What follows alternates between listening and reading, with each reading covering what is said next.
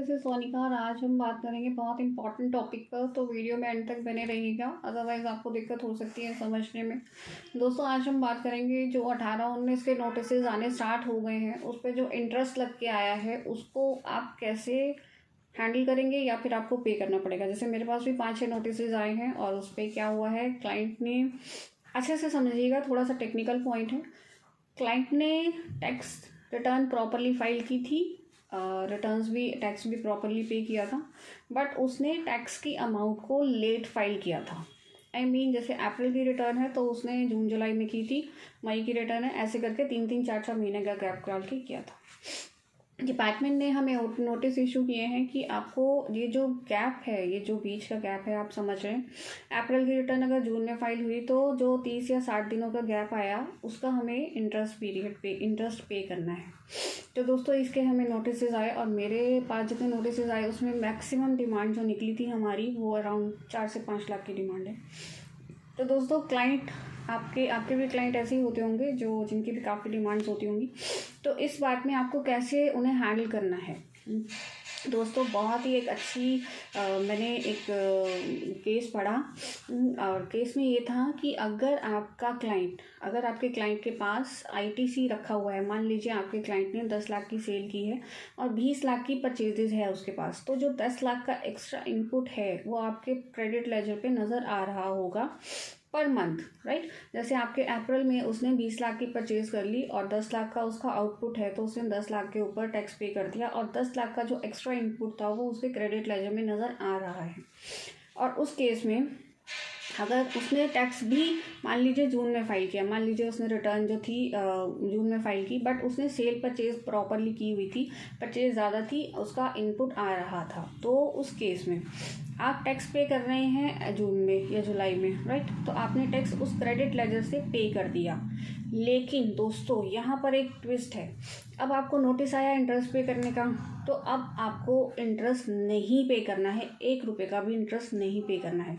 यानी वो जो नोटिस आपके पास आया है, आपको सिर्फ उसका रिप्लाई सबमिट करना है और आपको उसमें ये लिख के देना है, मतलब एक नोटिफिकेशन होती है, इसकी नोटिफिकेशन है, मैं आप कहेंगे तो कमेंट करेंगे तो मैं आपको प्रोवाइड करा दूँगी।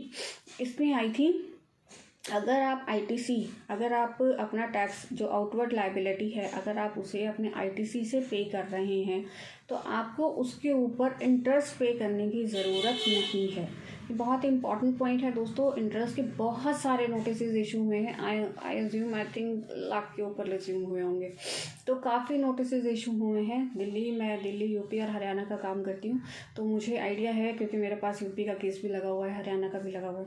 तो आपको इस बात का ध्यान रखना है, अगर आपके पास इंटरेस्ट का नोटिस आया है तो अगर आपका कंडीशंस आपको चेक करनी है। पहली कंडीशन, आपका जो टैक्स है, आउटवर्ड लायबिलिटी है वो आपकी आईटीसी के साथ सेटअप हो रही है, आईटीसी से आपने उसको पे किया है, राइट। दूसरा, आपको इंटरेस्ट आपने उसे लेट पे किया है, तो दूसरे केस में आपको इंटरेस्ट नहीं पे करना है। आपको अपना रिप्लाई इस अकॉर्डिंग बना के आपको डिपार्टमेंट में ऑनलाइन भी सबमिट कराना है और ऑफलाइन भी जाकर सबमिट कराना है। तो इससे आपको इंटरेस्ट पे करने की ज़रूरत नहीं है। ध्यान रखिएगा दोस्तों, आपका इंटरेस्ट कम्प्लीटली वेव ऑफ हो जाएगा, प्रोवाइडेड अगर आपने आईटीसी बचा रखा है। अब दूसरी कंडीशन ले लेते हैं दोस्तों। अगर आपका आईटीसी नहीं है, मान लीजिए आपका आईटीसी कम था, 10,000 का आईटीसी था, आउटवर्ड लायबिलिटी आपकी 20,000 की थी, आपने 10,000 रुपये तो आईटीसी से जमा करा दिए, लेकिन 10,000 रुपये आपके जो बचे हुए थे, तो अब आप क्या करेंगे। अब आपका उस 10,000 के ऊपर इंटरेस्ट आ गया, तो यहाँ पर दोस्तों आपका जो इंटरेस्ट लगेगा वो आपको सिर्फ 10,000 पर ही पे करना है, राइट। आपकी जो नेट लायबिलिटी है उसके ऊपर पे करना है। दोनों पॉइंट्स अलग अलग हैं, ध्यान रखिएगा।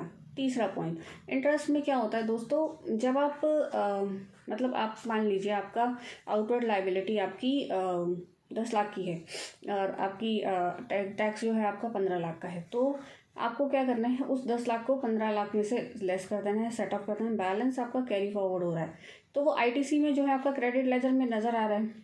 आपको उस क्रेडिट लेजर पे आपको इंटरेस्ट नहीं मिल रहा है, तो आपको उस क्रेडिट लेजर पे इंटरेस्ट पे भी नहीं करना है। आई होप आप मेरा पॉइंट समझ रहे हैं। और अगर आपका आईटीसी नहीं है और आप आउटवर्ड लायबिलिटी सारी कैश लेजर से पे कर रहे हैं, उस केस में आपका इंटरेस्ट बनता है और आपको देना पड़ेगा।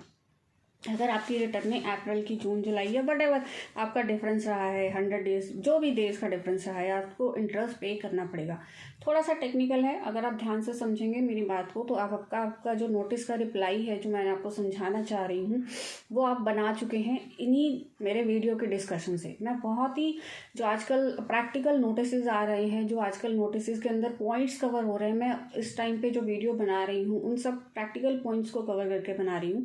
वैसे आगे भी अभी तो बहुत असेसमेंट स्टार्ट हुई है, 17-18 की स्टार्ट हुई है, अभी तो 18-19 की भी होनी है, मतलब सारे सालों की होनी है। तो ये सारे पॉइंट्स आपको कहीं ना कहीं किसी न किसी नोटिस में आपको दिक्कत कर रहे होंगे, तो ये ध्यान रखिएगा। ये सारे पॉइंट्स आप मेरे वीडियो अगर नहीं देखें, आपने पुराने भी देखिएगा, हमने सारे जीएसटी के जितने भी नोटिस में पॉइंट्स कवर हो रहे हैं उनके ऊपर आप कैसे रिप्लाई बनाएंगे उसको अच्छे से समझाया है, उसका कैसे आप क्या क्या पॉइंट्स लेके आप उसका रिप्लाई बनाएंगे।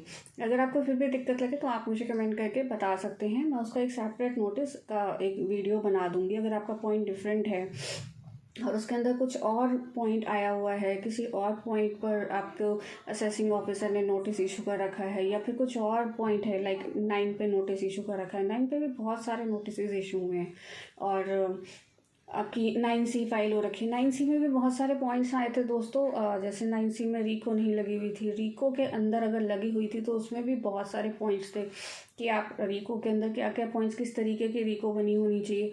तो अभी तो दोस्तों नोटिस आने स्टार्ट हुए हैं, सो वी कैन, हमने काफ़ी 1-2-3 नोट जो हमने वीडियो बनाए सबके अंदर हम नोटिस को कवर करते जा रहे हैं। बट फिर भी अगर आपको लगता है कि आपको पॉइंट थोड़ा डिफरेंट है, कि आपके नोटिस में कुछ और पॉइंट कवर हुआ है, तो आप मुझे कमेंट कर दीजिएगा, मैं उसके ऊपर सेपरेट वीडियो बना दूंगी। और अगर आपको कोई नोटिफिकेशन या सर्कुलर की रिक्वायरमेंट है तो आप हमें वो भी कमेंट करके बता सकते हैं।